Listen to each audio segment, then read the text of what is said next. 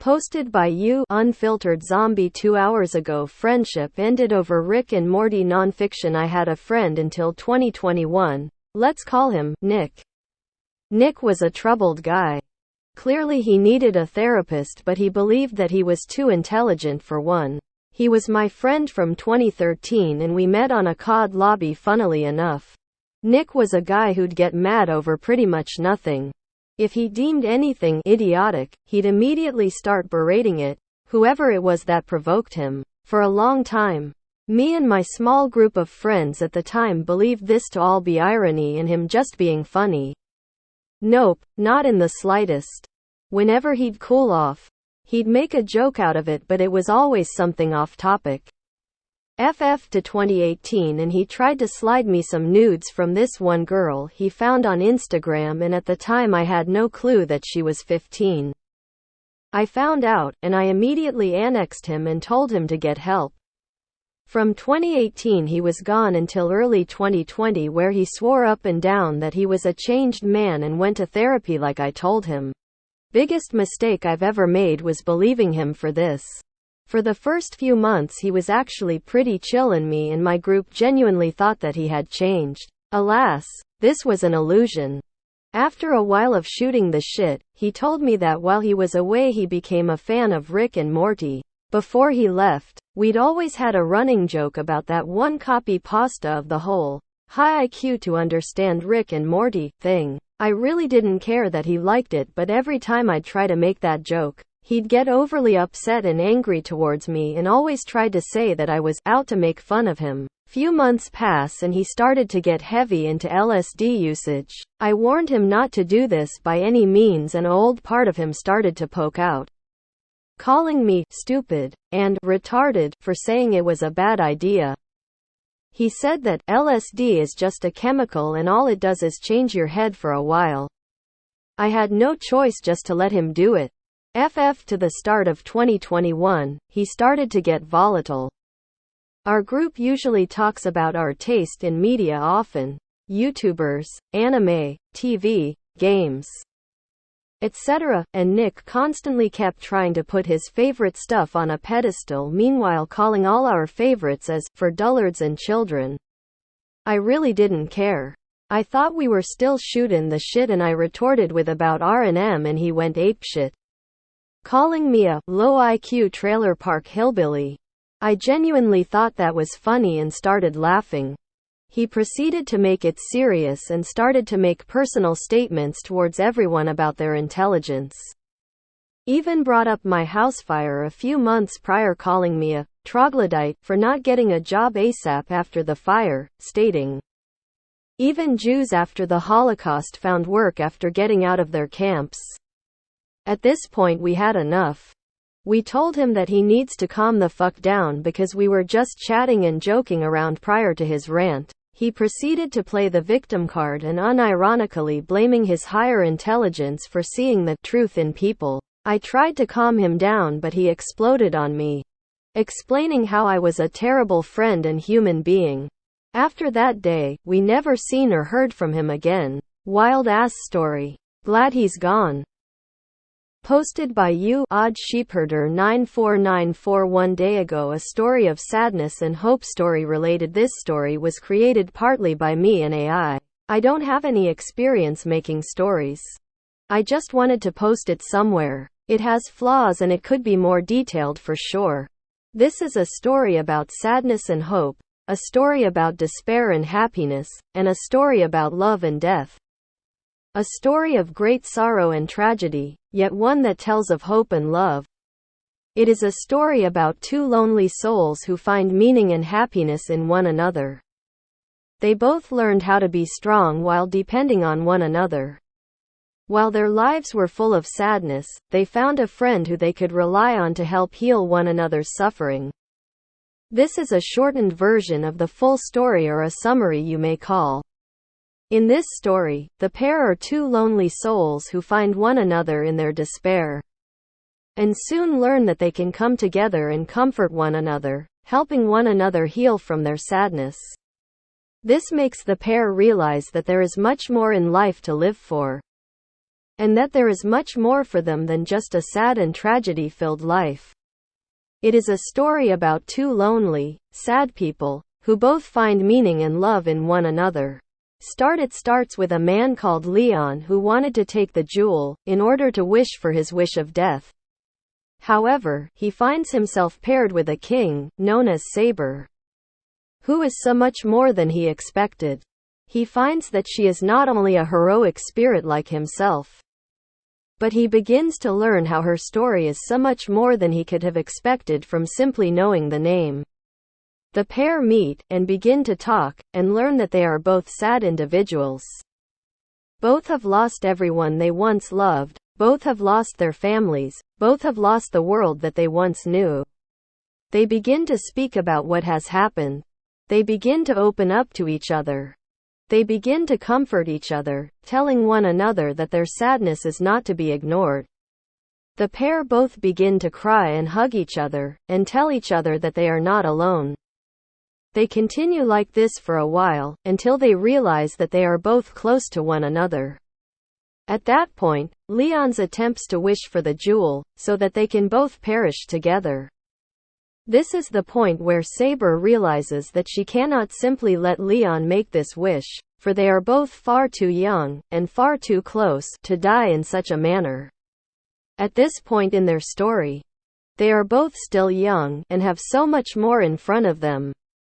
While they are both sad, and have both lost so much, they have so much more to gain, so much more to see, and to live for. Saber then confesses to Leon that she does not wish to die. She then wishes to live, even in a land of tragedy. Leon is astounded by this turn of events. He does not quite understand why Saber wants to live, even in a land of tragedy. Saber realizes that Leon has never truly desired to die, and that he has simply been wanting to find a reason to live. Saber confesses to Leon that there is more to life than just tragedy. At this point, Leon tells Saber to think of what he truly wants. She then gives Leon an offer. If he can decide why he wants to live, and if he can decide why he wants to live in this world, despite the tragedy that has happened, she would show him happiness, and she would show him joy. She would do this to give him reason to live. She asks Leon, can he find his reason to live? After much pondering, Leon realizes that he wants to live. He wants to experience joy. He wants to see his future. He wants to keep going, and see the world to the end. At this realization, Leon begins to have hope again. He begins to talk more. He begins to feel that perhaps the world has not ended for him. He has found his reason to live, and while his reason is simple, it is effective. In the end, the pair realize what they have together is special. While they have both lived lonely and sad lives, their meeting makes them both realize that they have finally found a true friend who they can rely on and who will love and support them. They both still have sorrow to bear, tragedy to endure, and both of them know that they cannot forget the things they have lost. However, both Leon and Saber feel a kind of comfort in being with one another. While they must continue to shoulder the weight of their sadness, they have a friend whom they can lean on when the tears come, and they are no longer lonely. While both of their lives were full of suffering and grief, they would find love and happiness in one another. They would eventually live, with one another, a beautiful life, full of meaning, full of love. A life that will always mean the world to both of them, and a life they will remember forever. The pair lives their lives to the fullest. They continue to lean on each other to heal from their past, and when they eventually die in peace, their spirits remain together forever, and they get the chance to finally smile once again. The end. The beautiful story ends here.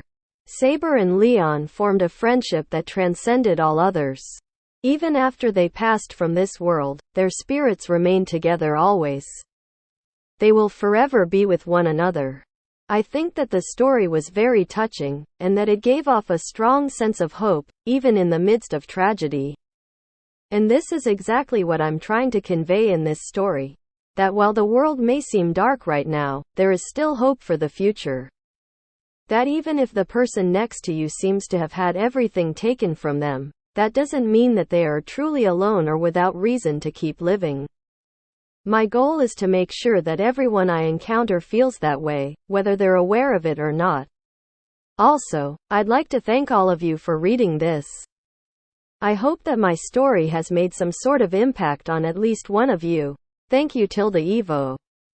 Posted by you, Local Platypus 994. One day ago, a written short story about a magical capybara fiction in the lush, verdant rainforests of South America. A magical capybara roamed the earth. This capybara was not like any other. It was imbued with powerful magic that allowed it to change its shape and size at will. It was a creature of great curiosity and adventure, always exploring the depths of the forest and discovering new wonders.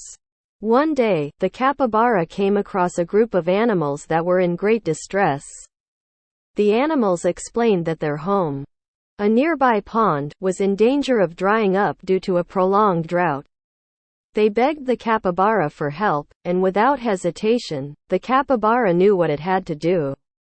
Using its magic, the capybara transformed into a magnificent dragon, soaring through the sky with great speed and power. It flew to the top of the tallest mountain in the forest, where it found a crystal that was imbued with the power of rain. With a great burst of energy, the capybara dragon shattered the crystal, unleashing a torrential downpour that drenched the forest in water. The animals of the forest rejoiced as the rain replenished their homes and nourished their bodies. The capybara, now in its original form, basked in the gratitude of the animals it had helped. It felt a sense of immense pride and satisfaction knowing that it had made a difference in the lives of these creatures. But the capybara's joy was short-lived, as it soon learned that a group of hunters had entered the forest, seeking to capture the magical creature for their own gain. The capybara knew that it had to flee, but it also knew that it could not abandon the animals of the forest. Using its magic, the capybara transformed once again, this time into a massive oak tree. The hunters, in their ignorance, saw only a tree and passed by it without a second glance. But the animals of the forest knew the truth, and they knew that their beloved capybara was still there, watching over them. For years, the capybara remained in its tree form, providing shelter and protection to the animals of the forest. And though it longed to roam and explore once again, it knew that its duty was to protect those who could not protect themselves. The capybara had become a legend in the forest, a symbol of courage and selflessness that would be passed down from generation to generation. And though it had sacrificed its own freedom for the safety of others, it knew that it had made the right choice, and that the love and gratitude of the animals it had helped was all the reward it needed.